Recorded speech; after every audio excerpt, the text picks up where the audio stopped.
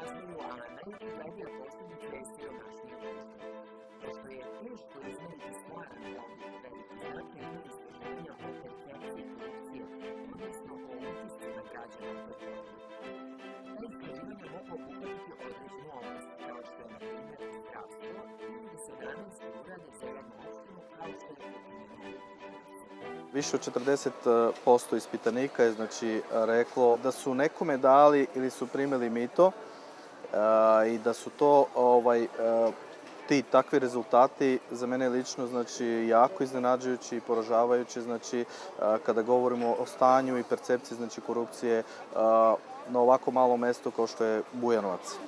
Negde 70% građana nema poverenje, u republičke, lokalne organe i tako dalje i sve to. Tako da mislim da ima tu dosta prostora za rad i u svim segmentima. Korupcija je prepreka ekonomskom razvoju jednog društva jer potencijalni investitori uzimaju u obzir i istraživanja o percepciji korupcije. Investitori, osim što im je u interesu da prebace ovde svoju delatnost ili proizvodnju, takođe oni se bave nekom istraživanjem koliko je to stabilno, koliko je to sigurno da ovde ulažu. Vi znate da je kapital plašljiviji od zeca.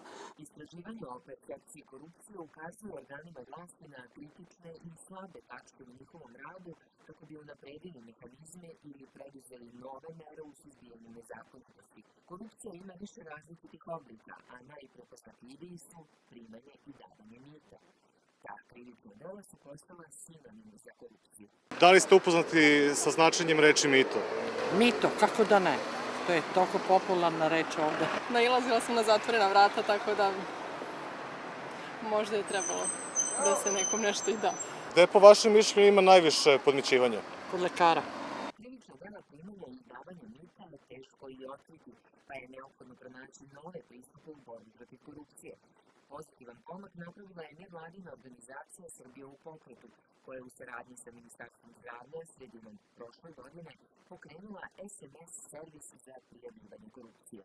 Mi šaljemo obaveštenja policiji o tome i već sada počinju da se i tužilaštvo i policija javljaju da kažu ovde sad već imamo 3-4 prijave, možda bismo i mi trebali da pokrenemo istrage. Što zapravo govori o tome da to prijavljivanje nije jalov posao. Čini mi se da smo mi malo možda demokratiju shvatili kao sada izglasamo nekog i taj neko ili država treba sve to da reši. A zapravo demokratija podrazumeva i opšte uključivanje ljudi da za nešto morate da se borite. Ako se građani ne uključe i ako ne počnu i oni da budu proaktivni prema državi i da koriste mehanizme koje država otvara, zapravo ni država neće imati interes da te mehanizme sprovodi.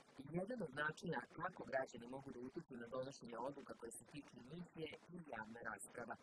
To je jedan od preventivnih mehanizama u borbi protiv korupcije jer se zloupotrebe vezuju i za donošenje odluka, pa je važno da proces odlučivanja bude osjetljen sa svih strana. Primjeri Subotice i javna rasprava povodom nacrta plana generalne regulacije centra grada pokazuje da uključivanje građana može dati rezultate. Po starom planu generalne regulacije bilo je predviđeno da se u centru Subotice poruši oko 1000 kuća. Međutim, građani, odnosno vlasnici tih kuća, udružili su se i uticali na gradske vlasti da odbace plan.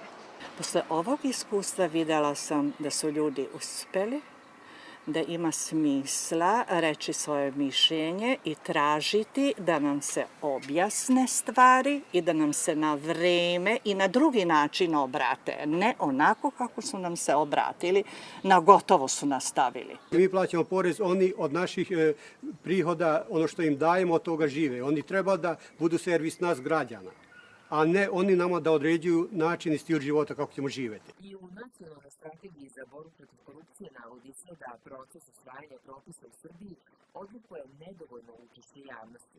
Agencija za borbu protiv korupcije analizira propise i zakone koji čekaju na usvajanje i daje mišljenje o problematičnim mestima koje ostavljaju prostor za korupciju, ali te sugestije nisu obavezujuće. Biće mnogo bolja situacija kad mi budemo dobili ovlašćenje da propisujemo metodologiju za analizu rizika na korupciju u propisima koja će biti obavezna. Dakle, onda neće više zavisiti od toga da li predlagaču zakona se naše mišljenje dopada, kako je argumentovano ili ne, nego prosto morat će da primenjuje tu metodologiju i mi ćemo davati mišljenje kako je ta metodologija primenjena. i onda će to Narodna skupština da razmatra zajedno sa predlogom zakona, naše mišljenje. Međutim, nije moguće svaku situaciju predvidjeti, pa se zato i ne mogu sve regulisati zakonima ili propisima. Rizik od korupcije je prepoznat i kod preširokih diskrecionih ovlašćenja funkcionera, jer zakoni im ponekad daju mogućnost da po sopstvenom nahođenju donesu neku odluku. Diskreciono ovlašćenje može biti zloupotrebljeno, a Agencija za borbu protiv korupcije najviše rizika uočila kod zapošljavanja, naročito u prosveti i zdravstvu. Znači, agenciji smo dostavili naše primedbe na preširoka diskreciona prava direktora kod zapošljavanja.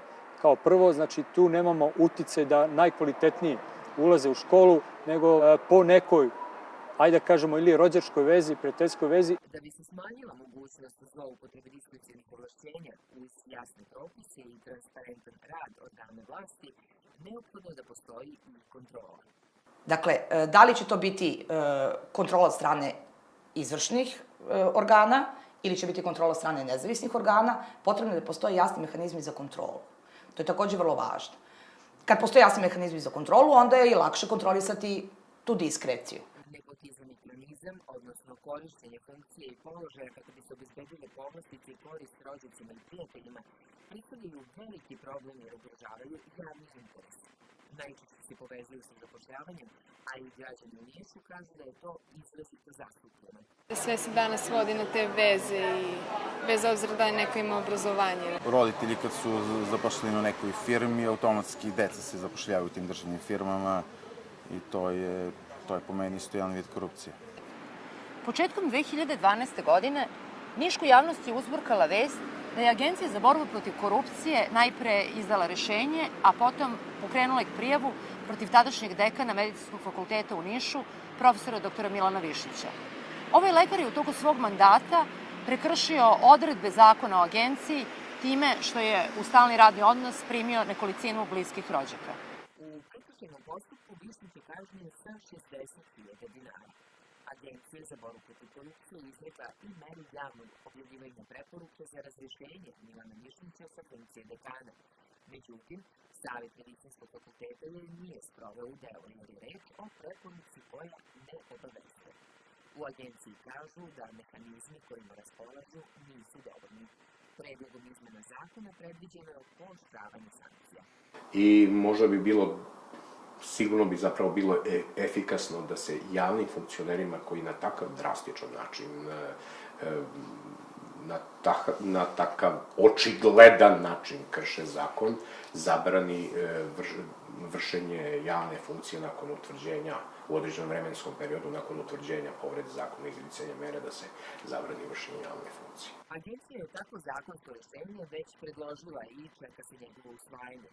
Nepotizam i kronizam predstavljaju najčešće situacije u kojima funkcioneri mogu dospeti u sukob interesa. Takođe, do sukoba interesa može da dovede i nespojivost funkcija, kada funkcioner može da ostvari privatni interes ili da utiče na pristrasno vršenje funkcije. Dakle, taj sukob interesa je predvorje za ozbiljnu korupciju i kriminal. I to se u praksi pokazuje. Ono što mi vidimo u našoj dosadašnjoj praksi, kad god smo imali nekakav krajnje ozbiljan problem sa sukobom interesa sa nekim funkcionerima koji se batrgaju, iza toga obično dođe do pokretanja postupaka za neke značajnije povrede zakona. I kumulacija funkcija, odnosno gomilanje funkcija, ugrožava poverenje javnosti u odgovorno vršenje vlasti, jer povlači više rizika, a neke od njih su i stvaranje uticaja i previše moći u rukama jednog čoveka. U borbi protiv korupcije prepoznata je i opasnost od trgovine uticajem, jer su izvršioci osobe koje imaju visok društveni položaj, vlast i uticaj. Oni svoj položaj mogu zloupotrebiti kako bi sebi ili drugima pribavili neku korist. U Srbiji krivično delo trgovina uticajem novijeg je datuma. Građani smatraju da je korupcija i trgovina uticajem naročito prisutna u lokalnoj vlasti. Da bi se to suzbilo, neophodno je prepoznati rizične oblasti i uskladiti zakon. Ti mogući rizici su pre svega u urbanističko-građevinskoj oblasti, dalje su rizici u oblasti javnih nabavki, veliki rizici su u oblasti finansiranja projekata i sufinansiranja projekata, rizici su u oblasti postavljanja privremenih dozvola, dobijanja raznih odobrenja. Prosto, znači, sve ono što je u nadležnosti jedinice lokalne samouprave može biti na meti nekog, da tako kažem, funkcionera koji može počiniti to krivično delo i time ugroziti zakonom zaštićen javni interes. Važnu ulogu u zaštiti javnog interesa imaju savesni građani, poznati kao uzbunjivači. Ranijih godina osobe koje su ukazivale na korupciju trpele su odmazdu koja je često značila i gubitak posla. To je bila i opomena drugima da ćute. Pomaci su napravljeni sredinom 2011. godine kada je Agencija za borbu protiv korupcije donela pravilnik o zaštiti lica koja prijave sumnju na korupciju. Međutim, pokazalo se da pravilnik nije dovoljan i da je neophodan zakon o zaštiti uzbunjivača. U narednom sazivu Skupštine Srbije očekuje se njegovo usvajanje. Dakle, ključna stvar je, mislim, da se zaštiti vrlina građana, a to je hrabrost, koja treba da zaštiti vladavinu prava, javni interes i da se suzbije korupcija. Naravno da ta vrlina hrabrosti treba da bude udružena sa jednom savesnošću, a to znači da kada uzbunjivač u dobroj veri ukazuje na ugrožavanje javnog interesa, koruptivno ponašanje, on treba da uživa zaštitu od odmazde. Dok god oni koji ukažu na korupciju u svojim organizacijama i institucijama prođu kao Kalimero, nema ništa od toga, ali ako zaživi ova zaštita uzbunjivača i bude donesen zakon i zaista budete zaštićeni od šikaniranja, trafikinga, mobinga, čega god hoćete, onda verujem da možemo da formiramo nešto što bi se zvalo pokret za, kako vole da kažem, nultu toleranciju prema korupciji. Jedan vid koruptivnog ponašanja koji građani sve više prepoznaju je i zloupotreba javnih resursa u lične svrhe. Fotografija sa naslovom službenim vozilom Ministarstva finansija po Futoški kupus, koja je krajem prošle godine objavljena na Twitteru, a kasnije i u većini medija, svedoči o tome. Takođe, funkcionerima je zabranjeno da koriste javne resurse za promociju političkih partija, a predviđena je prekršajna odgovornost kao i razrešenje sa javne funkcije. Sve to su oblici korupcije koja je direktno oštećuje građane. To su jednostavno školarine naše dece, znači oni su mogli da idu na bolje škole, oni su možda mogli da imaju posao, ne da čekaju, ili da beže iz Srbije. Tu smo potrošili te pare. Te pare koje smo dali nekome da raspolaže tim našim parama, nezakonito, mimo našeg odobrenja. To su pare ovoga što sada nemamo. To su te pare, što bi rekli, oskudaciju smo dobili odatle. Na više nivoa može da se kontroliše kako se raspolaže javnim resursima, a najviši organ kontrole i revizije je Državna revizorska institucija. Ona kontroliše i lokalne budžete. U dosadašnjim revizijama utvrđeno je da su lokalne vlasti u 34 grada i opštine trošile više sredstava nego što je dozvoljeno zakonom. U 2012. godini to prekoračenje iznosilo je čak 3,6 milijardi dinara. Kod većeg broja opština i gradova nije uspostavljen sistem finansijskog upravljanja. On čini sistem interne kontrole i sistem interne revizije, niti je uspostavljena budžetska inspekcija. Šta to znači? Upravo to znači da ne funkcioniše ni jedan kontrolni organ koji bi na vreme upozorio rukovodstvo o nepravilnostima u vezi sa trošenjem javnih sredstava. Nakon revizije, organi upravljanja dobijaju preporuke na koji način da otklone nastale nepravilnosti i kako da rade u skladu sa zakonima i propisima. Međutim, da bi mehanizmi kontrole bili efikasniji, još uvijek je mnogo toga što se može unaprediti ili promeniti. To se naročito odnosi na efikasnost u radu sudskih organa, brzinu procesuiranja i visinu kazni. Postoji sporost tih državnih organa u postupanju, pre svega mislim na prekršajne sudove kada su u pitanju naše prijeve, ali ja sada ne mogu da ocenjujem i nije korektno da ocenjujem nezavisnost drugog državnog organa, ali mora da istaknem da smo jako nezadovoljni rešavanjem tih sudskih procesa, jer verujte, do sada smo dobili samo 33 presude pravosnažne od ukupno podnetih 462 zahteva. Kada zakažu kontrolni mehanizmi, to povećava i percepciju korupcije. da se javna sredstva ne koriste za poboljšanje života građana, nego zarad ličnih interesa. U trošenju budžetskog novca aktuelno je i pitanje svrsishodnosti. Definisanje jasnih kriterijuma za određivanje prioriteta i precizni planovi izuzetno su važni ne samo zbog uštede, već i da bi se smanjila mogućnost za korupciju, a funkcioneri onemogućili da prioritete određuju prema ličnim i partijskim interesima. Najčešće se svrsishodnost ogleda u dilemi koji javni interes je preči. To je najčešće pitanje o svrsishodnosti. Dakle, da li je u nekom slučaju kada se organizuje službeni put, da li se javni interes bolje zadovoljava ako se plati avionska karta ili ako se organizuje železnički ili drumski prevoz, imajući u vidu sve troškove, gubitak vremena i tome slično. Na svrsishodnije korišćenje javnih sredstava može da utiče veće učešće javnosti u procesu donošenja odluka, a drugi mehanizam je kontrola, što je u nadležnosti Državne revizorske institucije. Državna revizorska institucija je najavila da će izaći sa nekim prvim nalazima na temu svrsishodnosti, tako da sa nestrpljenjem očekujemo da čujemo šta će to biti. U međuvremenu vidimo neke elemente koji se tiču boljeg planiranja, pa posredno i vezu sa svrsishodnošću i u podzakonskim aktima koje je nedavno usvojila Uprava za javne nabavke, tako da, stvaraju se lagano preduslovi da neke stvari krenu na bolje. Vraćanje u poverenje građana u instituciju doprinosi i nekoliko mehanizama proisteklih iz Zakona o Agenciji za borbu protiv korupcije. Tu su definisane obaveze koje funkcioner ima, kao što je prijavljivanje imovine i primanje poklona.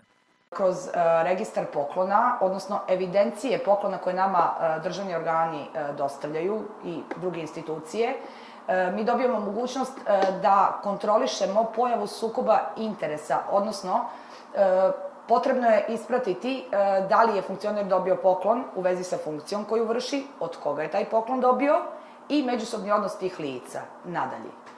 Kontrolom imovine funkcionera agencija dolazi do podataka i dokaza koji su od značaja za rad represivnih organa.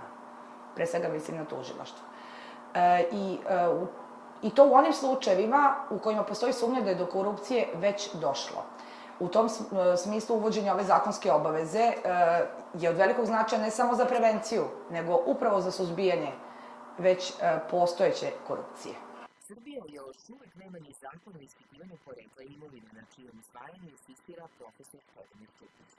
On godinama upozorava na opasnost od nelegalnog bogaćenja i poziva predstavnike vlasti da zakonima reše, kako kaže, osnovni uzrok korupcije u najvišim državnim institucijama. Nelegalno bogaćenje dovodi u poziciju da na nivou vlasti ili funkcionisanja države sve ucenjeno. Ucenjene su partije, ucenjeni su ljudi u partijama, ucenjeni su ljudi koji se nalaze na vlastima, ucenjena je opozicija. To je jedan vrlo perfidan i opasan način ucene koji onda jednostavno omogućava upravo onima koji su nelegalno obogatili da to bogatstvo nikada niko ne može dovede u pitanje. Jer oni jednostavno kad nešto nekome daju neko mito ili kada ih korumpiraju, oni ih i drže u rukama. I onda imate jedan sistem te ucene i to je u stvari vladavina ucene. Oblast koja je poslednjih godina prepoznata da nosi izuzetan rizik od korupcije i pantoplaža, odnosno kada funkcioner pređe iz javnog sektora u privatnu, čija delatnost je u vezi sa funkcijom koju je prethodno vršio. To može bivšeg funkcionera da dovede u ozbiljan sukob interesa, jer postoje brojne rizici od zloupotrebe. On može koristiti svoj uticaj i kontaktne informacije kako bi novom poslodavcu i sebi omogućio sticanje koristi. To ugrožava javni interes i poverenje, pa su zato jako važni mehanizmi koji to sprečavaju. Jedna od preventivnih mera Agencije za borbu protiv korupcije je zabrana rada na 2 godine u privatnom sektoru, čija je delatnost tesno povezana sa nadležnostima koje funkcioneri imaju. Zabrana važi samo za vršenje toga posla, zasnivanje radnog odnosa, bez saglasnosti agencije. Što znači da javni funkcioner koji namerava da se bavi poslovima koji su imali veze sa nadležnostima koje je obavljao u toku vršenja funkcije, je dužan da podnese zahtev agenciji za davanje saglasnosti. Agencija u postupku procenjuje da li će taj zahtev usvojiti i dati saglasnost ili će taj zahtev odbiti u kom slučaju funkcioner dužan da postupi po rešenju agencije i da sebi traži drugi posao. Agenciji za borbu protiv korupcije stižu prijave građana koji ukazuju na sukob interesa, nepotizam, kamuflažu. Agencija dobija sve više predstavki, što pokazuje da građani prepoznaju značaj tog mehanizma za prijavljivanje korupcije, kao i ulogu te institucije. Kad građanin podnese predstavku, on je učinio sve što je mogao. A na državi da pokaže dobru volju, koja se pre svega ogleda u jednoj, da tako kažem, lančanoj reakciji na predstavku građanina. Agencija za borbu protiv korupcije sarađuje i sa drugim organima, kao što su tužilaštvo, policija, inspekcija, i oni su dužni da dostave određene informacije i dokumentaciju.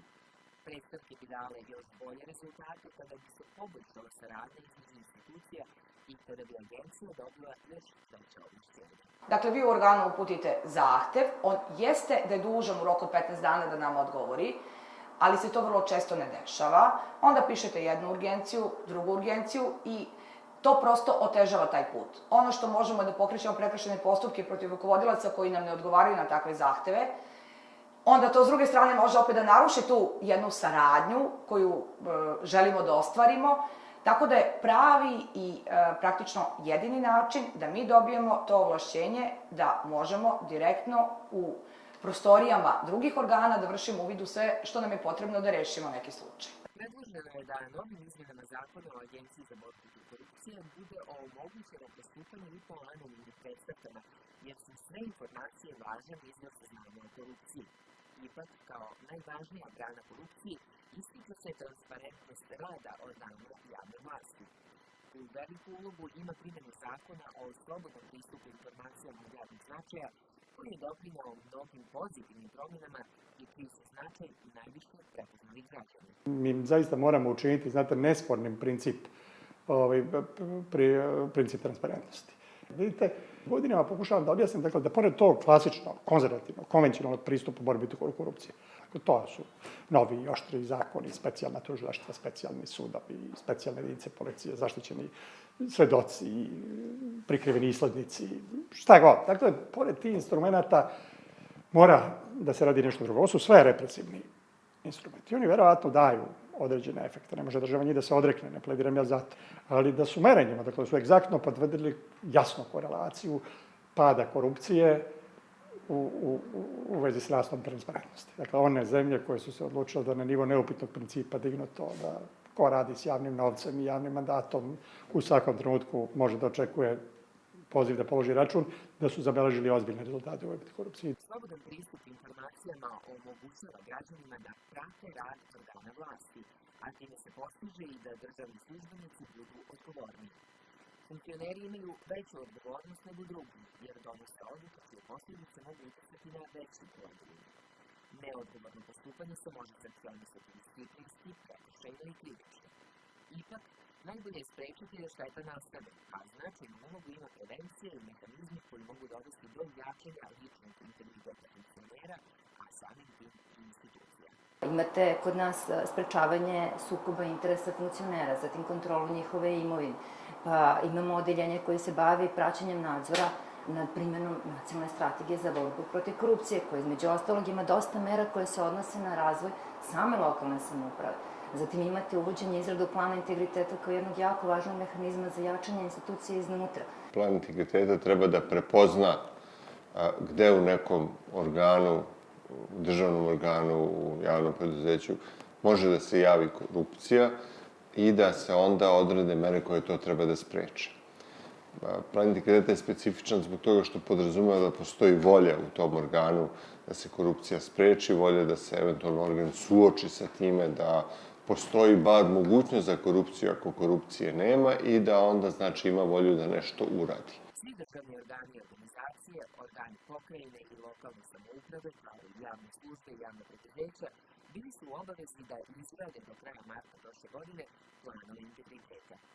Na sajtu Agencije za borbu protiv korupcije, koja to prati i nadzire, može se vidjeti koje su institucije dostavile taj dokument, kao i spisak onih koje to nisu uradili.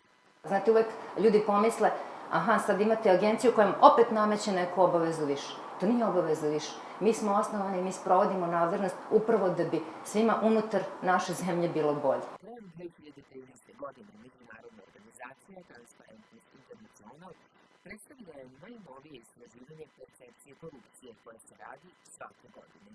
Srbija je napredovala na tabeli sa 80. mesta na 72.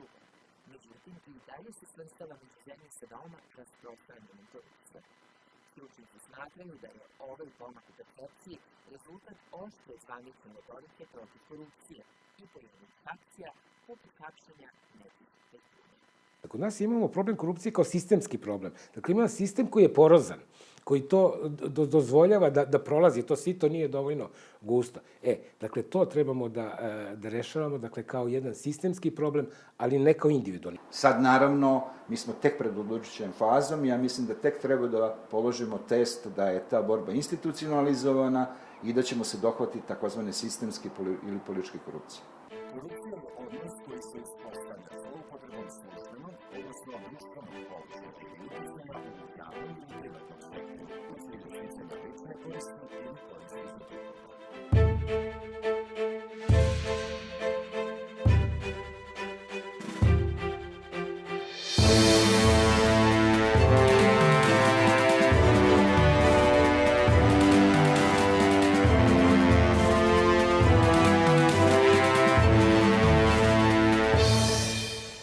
Projekat ANEMA ilustrovani rečnik korupcije finansira Evropska unija u okviru projekta Podrška civilnom društvu. Sadržaj emisije isključivo odgovornost ANEMA i ni na koji način ne odražava stavove i mišljenje Evropske unije.